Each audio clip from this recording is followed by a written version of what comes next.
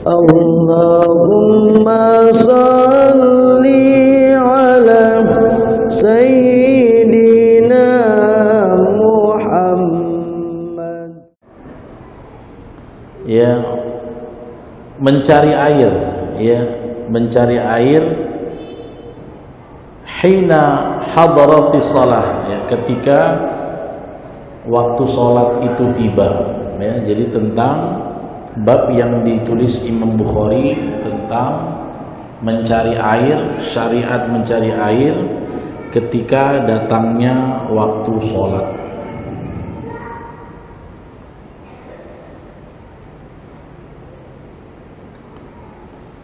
Baik, hadis yang kita bahas pertama di bab ini nomor bab 32, hadis 169. Yang pertama, waqalat Aisyah hadaratis subuh. Aisyah radhiyallahu anha berkata, ketika waktu subuh telah tiba, faltumisal ma, maka air pun dicari, falam yujad, namun ya pada satu hari itu waktu sholat subuh datang, para sahabat cari air nggak jumpa. Jadi waktu itu ketersediaan air nihil. Fanazalat at-tayammum, maka saat itulah ayat tentang tayamum turun. Jadi ayat tentang tayamum itu turun ketika waktu itu suatu subuh datang waktu sholat, para sahabat mencari air, lupanya keadaan air tidak ada, akhirnya syariat tayamum itu diturunkan oleh Allah Subhanahu wa ta'ala. Jadi kita harus pahami dulu secara kontekstual bahwasanya orang Saudi itu adalah negara yang debit airnya sangat minim. Jadi kondisi syariat kita turun di masa Rasulullah bersama para sahabat hidup saat itu adalah suasana yang ketersediaan air sangat terbatas. Karena memang curah hujan yang jarang, ya, karena setahun 2 kali, sekarang mungkin lebih sering akhir zaman ini. Kemudian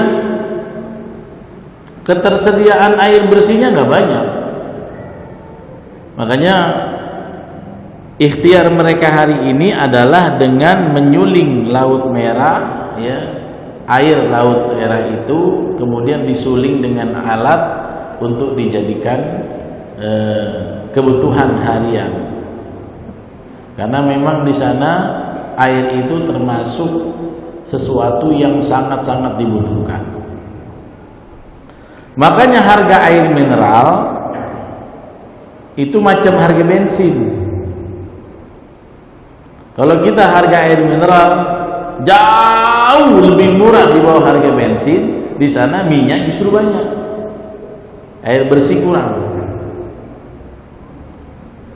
Nah, kalau Anda nggak tahu sekarang umroh, beli 1 liter itu mungkin berapa tuh, 1 botol itu, botol yang sedang, ya, ukuran 500 mili itu mungkin 1 real. Nggak tahu sekarang saya. Sekarang lebih mahal lagi. Berarti kan lumayan mahal kalau 1 real itu. Ya, bensin nggak sampai segitu, di bawah 1 real, gitu, 1 liternya. Ya, jadi kalau kita jauh kan, beli air mineral 500 mili itu 3.000 rupiah, beli bensin 1 liter 9.000, jauh, ya, jauh, ya. Jadi lebih mahal minyak. Makanya orang Arab secara basic tidak terlalu sering untuk mandi, tidak terlalu sering. Kalau kita seminggu 2 kali, pening orang Arab itu cari air. Makanya kalau musim haji, satu hal yang paling pelik dalam melayani warga Indonesia adalah mencukupi ketersediaan air untuk hotel-hotel mereka. Ya, Anda bisa cari sejarahnya kenapa sunnah mandi Jumat itu ada. Karena apa? Orang sana segan nak mandi. Iya.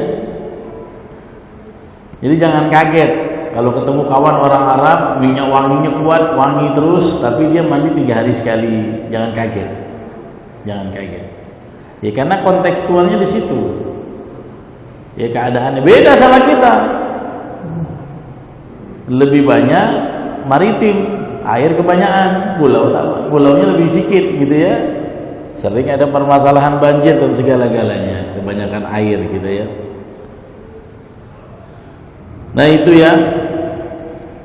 Dan waktu para sahabat dan Rasulullah pertama kali dibimbing dengan turunnya wahyu Al-Quran, itu belum ditemukannya teknologi sumur bor, belum ditemukannya teknologi keran. Sehingga bagaimana mereka berwudu? Mereka berwudu mandi bil wadu au ina, dengan air yang sudah tersimpan di wadah, bejana, ember, kendi, atau hal-hal yang semacamnya. Tidak secanggih kita yang mana airnya sudah mengalir dari sumur, diangkat pipa ke water torrent, dari water torrent sudah pakai otomatis, kalau water torrentnya habis otomatis sedot dari sumur, dari kamar mandi tinggal bergeser keran keluar sederas-derasnya. Sana tidak, harus pakai ceret, air bersih itu sudah diceret. Makanya hadis-hadisnya gitu kan, kita sudah bahas kemarin bahwasanya ya Anas bin Malik menyediakan al-ina kalau Nabi mau wudu, kalau Nabi mau pipis. Nanti khodimahnya beliau, asisten beliau sudah mempersiapkan air-air di depan pintu tandas. Makanya banyak bersyukurlah kita jadi umat hari ini, udah ada keran tinggal ambil aja. Ya, tinggal pakai, tinggal geser aja. Itu pun masih ngeluh juga. Sudah enak, wudunya masih belum betul juga, terlalu kalau memang terjadi. Ya, wudunya udah tinggal enak. Kalau dulu sambil ada yang tuangin, kalau enggak macam mana? Sampai dulu ulama tuh diajarkan bagaimana menuang air sendiri minal ina. Cara menuang air dari bejana itu ada caranya. Sampai taruh dulu, taruh lagi, satu, turun ke belakang. Begitu. Sekarang cacu. Masih juga nggak sempurna. Kok terlalu betul loh, malas. Kalau dulu antara menuang di kaki, digosok-gosok, sekarang tinggal pakai keran aja. Jadi harusnya umat saat ini harusnya lebih aman dalam bab-bab syariat seperti wudu ini, karena sudah ditopang teknologi yang canggih. Ya, sama seperti ilmu hadis. Sekarang itu di Madinah saja kuliatul hadis itu sudah jahe semua, pakai alat itu. Mencari hadis itu sudah nggak buta lagi, tinggal masuk maktabah Syamilah, searching hadis dengan nafas ini, sekali ketik bisa ribuan hadis keluar. Dan sampai sekarang, ya, salah satu teman saya lagi S2 namanya Ustadz Abu Yusuf Ahmad Ja'far, sekarang di semester 5 di Madinah. Kalau lagi kuliah S2, beliau S1-nya sudah di Mesir, kemudian keterima di Madinah, dilanjut S1 lagi ulang, karena sayang S1 di Madinah nggak diambil katanya. Jadi 2 kali S1, tapi sudah terlanjur daftar S2 sama-sama saya. Kalau lagi kuliah, beliau ke tengah malam. Kami kuliah jam 9, dia kuliahnya tengah malam, beda waktunya kan. Itu beliau menceritakan bahwa dalam kuliah hadis di sana sudah tidak tabu untuk pentahkikan hadis dengan software-software yang ada. Jadi kalau dulu Imam Bukhari mentahkik satu hadis harus jalan antar provinsi, cuma mendeteksi satu hadis bersama matan dan sanadnya. Tapi sekarang seorang muhakkik, peneliti hadis itu, dia satu hari bisa ratusan hadis dia teliti. Makanya mungkin saja ulama mutaakhirin zaman sekarang bisa lebih canggih dalam mengeluarkan tentang tad'if sama tashih hadis, karena dia sudah punya teknologi, nggak perlu berjalan lagi. Ya, dulu tabi'in kalau mau ngambil hadis dari sahabat itu harus jalan 100 km. Cuma satu hadis. Kadang dapat satu, dapat 3, alhamdulillah. Saat ditulis itu semua rawinya. Sekarang udah tinggal enak, sudah ditopang dengan teknologi. Harusnya kita lebih mantap, wudhu kita lebih mantap karena sudah didukung teknologi. Ya, ilmu muhakkik itu maksudnya peneliti, tahqiq itu penelitian. Ya, peneliti hadis itu harusnya zaman sekarang lebih banyak karena sudah ada alatnya, gitu ya.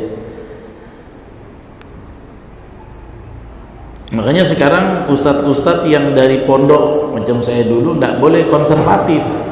Kadang tugas-tugas mata kuliah tentang mencari tahqiq hadis, fikih itu kita disuruh tugas buka web ini, download kitab ini, terjemahkan halaman segini. Mau nggak mau dia buka lagi tuh, ya, Waqfiyah dan lain-lain. Ada teman-teman yang gaptek, pusing dia. Sekarang kita nggak bisa gaptek, ya. Kalau orang-orang bisa punya ilmu hacker kemana-mana, ilmunya itulah untuk menjelajah tentang validasi sebuah dasar agama, tentang hadis, tentang tafsir. Segala tafsir sekarang masuk di tablet. Al-Maroghi download PDF. Ya, kemudian At-Taisir lagi tinggal. Ibnu Katsir paling banyak. Jalan lain di mana-mana ada. Ilmunya juga jadi satu tablet itu semuanya, ya. Harusnya kita lebih pintar dari ulama-ulama terdahulu. Karena apa? Ditopang dengan teknologi. Salah satunya apa? Tentang wudhu ini, ya. Nah, jadi ketika tidak ditemukan air, waktu itu kebingungan karena syariat tayamum kan belum turun. Maka saat itulah turunlah ayat falam tajidu ma'an fatayammamu sa'idan thayyiban dan seterusnya. Kalau kamu tidak menemukan air, ya, habis batal hadas kecil atau hadas besar, kau tidak menemukan air, fatayammamu, maka bertayamumlah. Tayamum itu apa? Bersuci dengan debu. Fatayammamu sa'idan thayyiban, bersucilah dengan debu yang baik, yang bagus, yang bersih. Debu yang bersih, bukan cuma debu, debu yang sa'idan thayyiban, ya. Basuhlah wajahmu dan tangan kamu dengan itu, ya. Walaupun di dalam ayat itu, ya, biwujuhikum wa aidikum itu ada khilaf. Aidikumnya cuma al-kaf atau yad semuanya. Ya, Anda kalau lagi umroh itu beda-beda pembimbing. Ada yang mengatakan cuma pergelangan aja. Tayamum itu cuma pergelangan. Tapi ada yang mengikuti beberapa mazhab yang lain seperti mazhab Maliki dan mazhab yang lain itu sampai ke sini. Nah, itu khilafiyah, ya. Itu khilafiyah dan memang dalam keadaan darurat seperti ketidaktersediaan air itu, syariat memang memudahkan semudah-mudahnya buat kita, ya.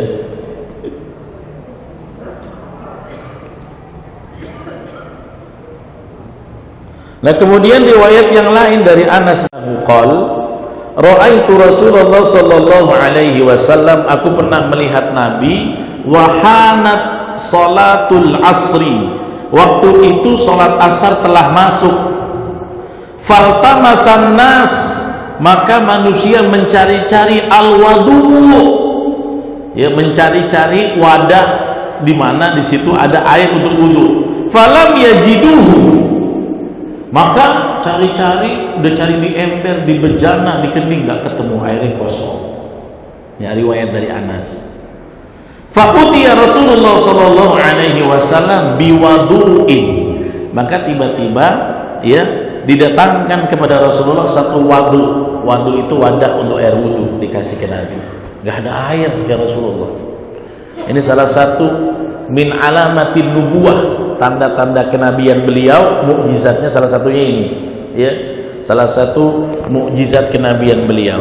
Maka waktu itu, ya Rasulullah, waktu asar sudah masuk, tidak ditemukan pula air di mana-mana. Ya udah, kata Nabi, ambil embernya sini, ambil kendinya, pokoknya wadah lah, ya.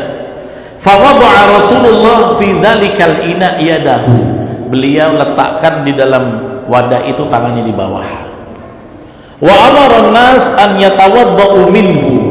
Tiba-tiba Rasulullah suruh mereka nanti wudhu dari sini ya.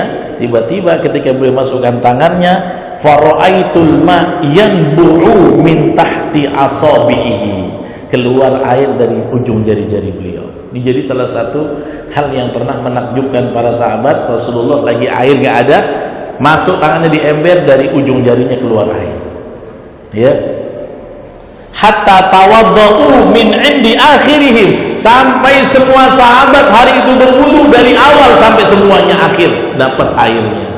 Ya, ini salah satu min karomatir Rasulillah sallallahu alaihi wasallam, kekaromahan Nabi. Ya, kekaromahan Rasulullah sallallahu alaihi wasallam, sampai awal mereka berwudu sampai orang yang terakhir berwudu dari ember situ yang Nabi keluar terus airnya. Ya. Nah, ini hadis tentang bagaimana ya yanbu'u min tahti asabihi, memancar air dari jari-jari Rasulullah ini ya. Di dalam kitab-kitab yang lain disebut min alamatin nubuwah, tanda-tanda kenabian. Kalau engkau bukan nabi jangan coba-coba, nggak bakal keluar, yang ada keringat bau. Ya, ini min alamatin nubuwah. Makanya kata Imam Ibnu Hajar Al-Asqalani, ya, nanti aku bahas lagi di bab tentang min alamatin nubuwah. Nah, ya, aku bahas. Jadi Imam Bukhari itu ya sering sekali ya diaplikasikan oleh Imam Ibnu Hajar, ada pengulangan hadis yang tajuknya mirip tapi bisa masuk dua judul. Misalnya tajuknya tentang wudu ya, kemudian tentang kenabian, mujizat. Di dalam perihal wudu itu ada mujizat Nabi. Nanti di tentang wudu masuk, tentang mujizat masuk. Ya, makanya ribuan hadis yang ada itu yang pengulangan juga banyak. Ya, di hadis Imam Bukhari. Jadi jangan sampai kita tidak tahu metodologi yang digunakan oleh Imam Bukhari.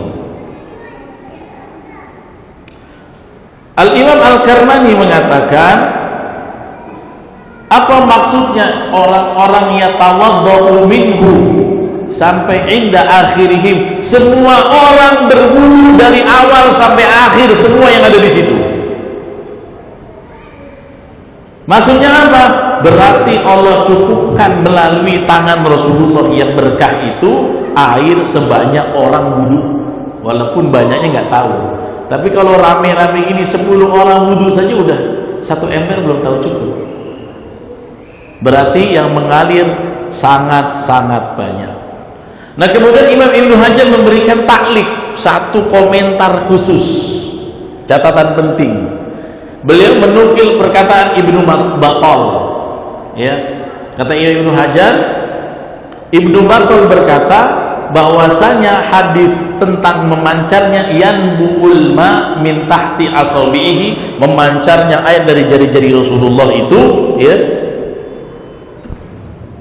sayang dia mati. Memancarnya itu, ya, disaksikan sekelompok sahabat. Ya, disaksikan sekelompok sahabat. Makanya tipikal hadis yang seperti ini namanya hadis mutawatir. Hadis mutawatir ini ya memang ruwiya jam'un an jam'in, diriwayatkan dari orang banyak, syawahidnya banyak. Kenapa hadis mutawatir itu nggak bisa ditolak? Derajatnya memang berdekatan, hampir sejajar dengan Quran. Mutawatir itu kan dari kata tawatur, diriwayatkan banyak orang. Kalau hadis diriwayatkan banyak orang, kemungkinan orang bersekongkol rame-rame untuk bohong itu nggak mungkin. Makanya hadis itu ada hadis ahad, ada hadis mutawatir. Mutawatir itu diriwayatkan dari banyak, bahkan sampai 20 orang. Nggak mungkin 20 orang bersekongkol hadis ini kita bilang sahih aja, nggak mungkin. Ya, nah termasuk kata Ibnu Battal tentang hadis ini, ya, syawahid, saksi dari kalangan sahabat banyak. Makanya ada kalangan yang tidak mau menganggap Nabi ini berlebihan dalam karomah-karomah, mencoba mengkritisi validitas, tapi nggak sampai otak dia, karena yang meriwayatkan terlalu banyak. Ada memang ulama-ulama yang takut gitu, orang-orang itu terlalu mengkultus Rasulullah, ada, ya, karena memang nggak boleh sampai menganggap Nabi itu bisa punya kekuatan karena kehebatannya sendiri tanpa izin Allah, nggak boleh. Makanya narasi-narasi Rasulullah gitu, kok kalau pengen takjub dengan aku karena ada kekuatan dari Allah gitu. Innama ana basyarun mithlukum, ya, sesungguhnya aku manusia sama kayak kalian. Yuha ilai, aku cuma dikasih wahyu, tapi aku manusia seperti kalian. Namun bukan manusia biasa, beliau adalah manusia khusus. Makanya kalau dititipkan tanda-tanda kekhususan ya wajar, ada karomah-karomah ya wajar. Karomah itu keluar di saat engkau dalam keadaan terjepit, dan selalu begitu. Lihat, ini lagi nggak ada air, tiba-tiba karomahnya Allah izinkan. Karomah doa Nabi dan para sahabat terjadi di perang Badar. Waktu itu udah kepepet 313 lawan 1000, ya habis kalau matematis. Terus gimana? Nabi angkat tangan, Allahumma anjis ma wa'addaka, ya Allah penuhilah janjimu, katanya engkau memenangkan pasukan orang Islam. Akhirnya diturunkan malaikat, wa itaqulu lil malaa'ikati wa itaqulu, ya, walaqad nasarakumullahu bi badrin wa antum adillah wattaqullaha la'allakum tashkurun. Ingatlah ketika kami menolong kalian dalam perang Badar, waktu itu kalian lemah, bertakwalah supaya kalian bersyukur. Ya, kemudian Allah turunkan, ya, bi thalathati alafin minal malaikati munzalin. Allah turunkan 3000, bi thalathati alaf, ya, bi thalathati alaf, 3000 malaikat yang diturunkan. Itu karomah, dan memang karomah itu nggak bisa lagi-lagi normal keluarinlah karomah, nggak bisa. Dia itu dalam keadaan syada'id. Syada'id itu genting. Ya kalau nggak keluar saat genting namanya bukan karomah. Mukjizat aja kadang-kadang keluarnya saat syada'id. Nabi Musa apakah saat normal? Yuk Bani Israel kita main-main belah lautan yuk, nggak bisa kan? Nggak bisa. Kapan bisanya? Ketika genting untuk menyelamatkan agama Allah. Yuk main-main belah laut yuk, ser gitu, nggak bisa, ya. Atau main perahu-perahuan, Nabi Nuh, yuk kita coba main perahu-perahuan, nggak bisa. Perahu itu dibangun, tiba-tiba mukjizatnya itu menyelamatkan di kala genting. Ya, tetapi ya, peristiwa tersebut kata Ibnu Battal tidaklah diriwayatkan kecuali melalui Anas ibn Malik. Kenapa?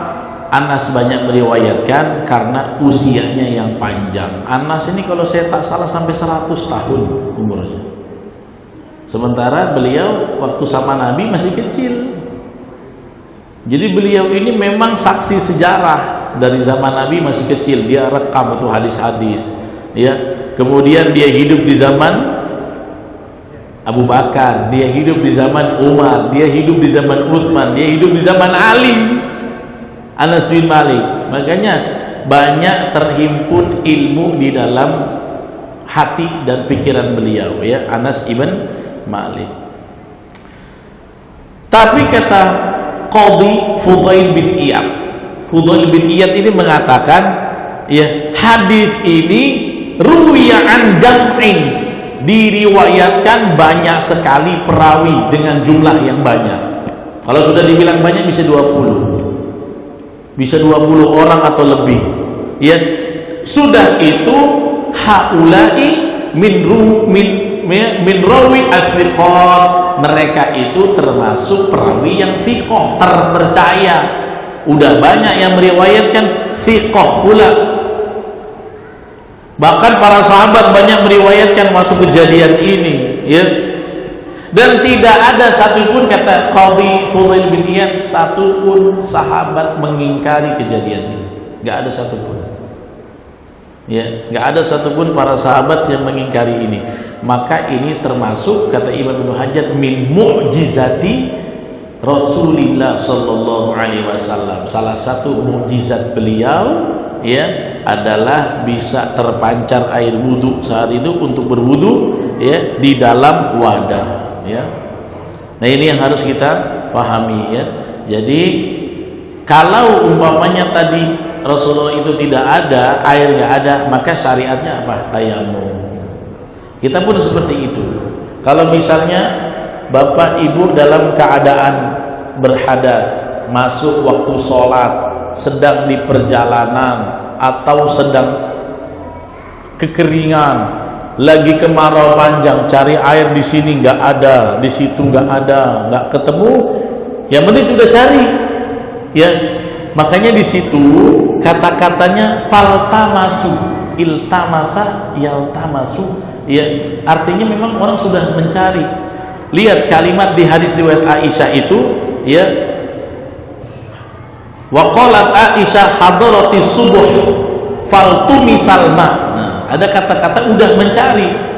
Kalau ada orang yang di rumah dia nggak ada air, di tetangganya ada, tapi dia nggak nyari, nggak boleh tayamum, nggak boleh, karena dia belum mencari. Di riwayat Anas, ya, wahanat salatul asri faltamasan nas.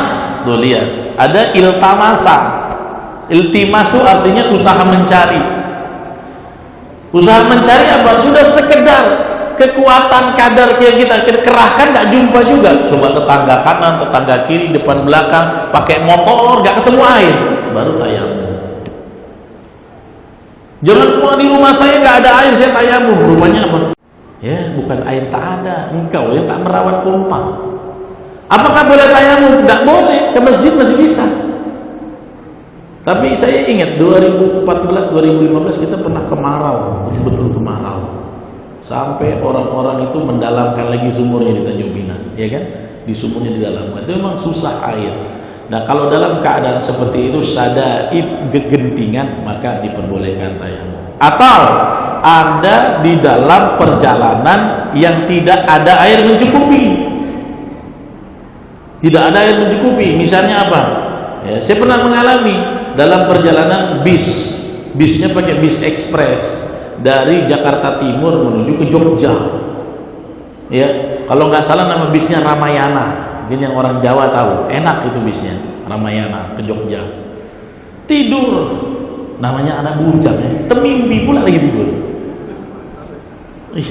Di bis aja temimpi, anak bujang. Ya dulu. Ada tugas dari pondok lah, kamu harus datang ikut daurah.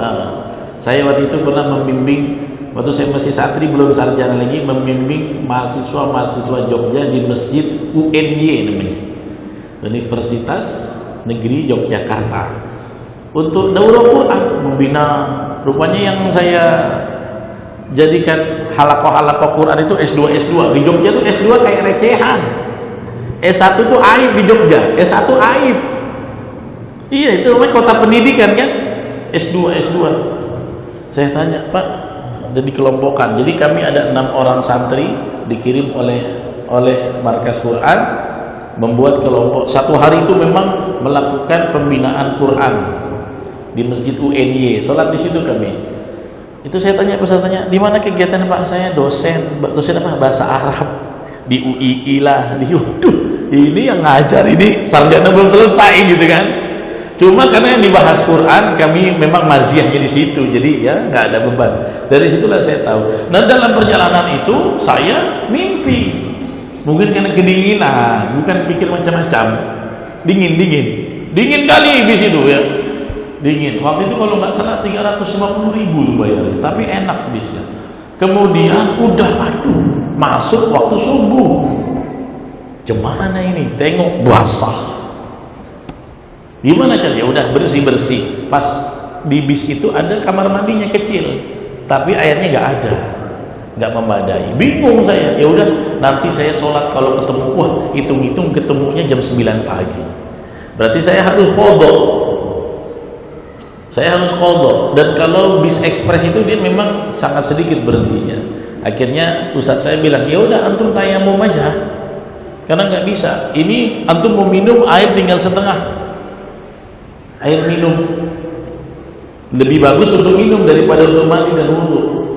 Ya, kalau umpamanya falam tajiduma fatayammamu, maka saat itulah sudah tidak tersediaan air, waktu sudah mepet, bis jalan terus, akhirnya kita bertayamum saja. Padahal mandi wajib harusnya.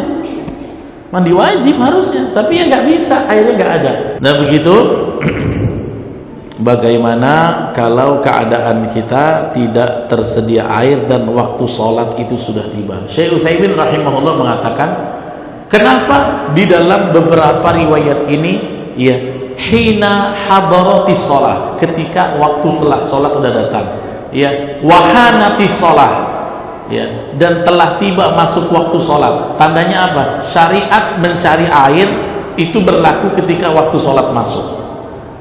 Kita kalau waktu sholat sudah masuk, kita punya kewajiban untuk segera mencari air. Makanya kata Syekh Utsaimin, kalau belum masuk waktu sholat, yang berikutnya kita tidak punya kewajiban untuk mencari air. Kapan kewajiban kita bergerak cari air? Kalau sudah masuk waktu sholat, kita cari air, cari sampai tak terjangkau lagi dengan kita, maka bolehnya kita melakukan at-tayammum, ya,